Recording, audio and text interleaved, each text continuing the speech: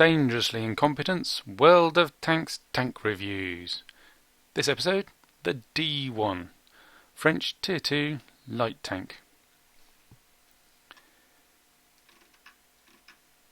Take a close look at this beast. Do you notice anything?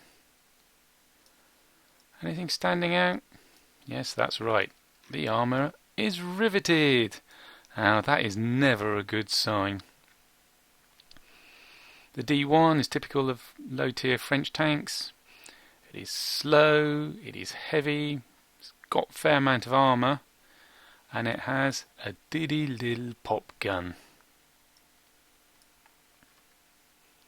Comparing it to the other French Tier 2 tanks,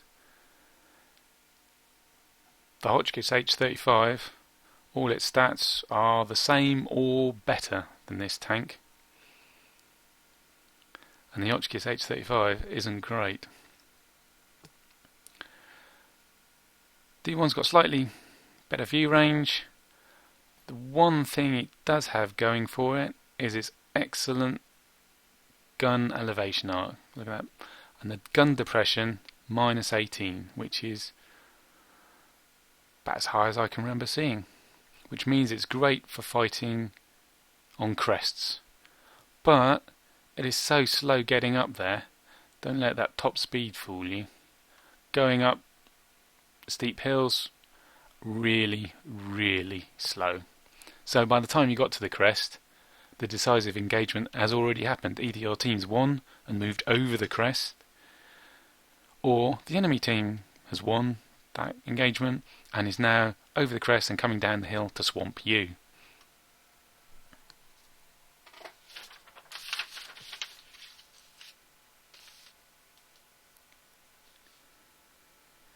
The only way I've managed to get anywhere in this tank is the usual.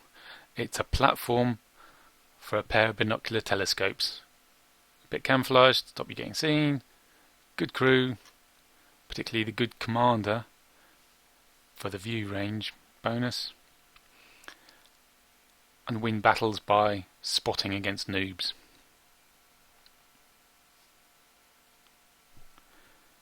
Now in the review, in reviews of the other Tier 2 French light tanks, I'd been recommending this gun, the SA-34, which is a Tier 2 gun, which is not good for a Tier 2 tank, when other nations' Tier 2s get Tier 4 guns, so you're seriously outgunned.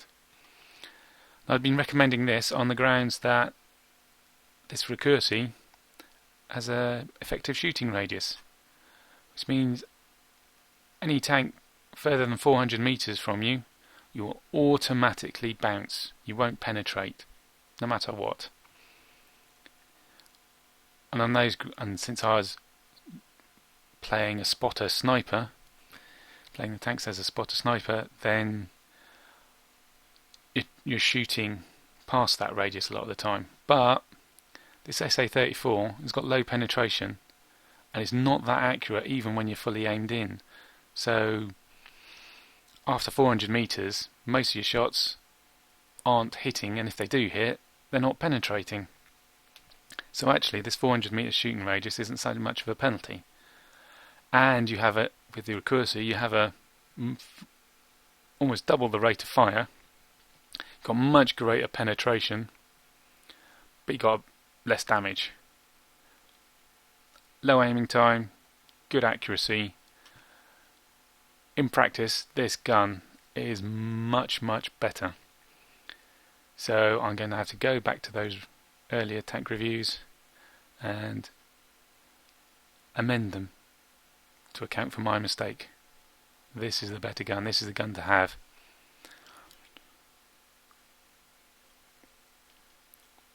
With it, I found at medium ranges I was getting plenty of hits, plenty of penetration, and at very close ranges, when you're being charged down, it gives you a chance of surviving because of its rate of fire and the DPM it can kick out with its accuracy and penetration. Gives you a chance of killing them before they kill you. Whereas this thing, you'd had one shot. If you fluffed that, by the time you reload and shot again, they've been putting round after round into you. So if you're spending 3 XP on this tank, you want to get to this gun first of all.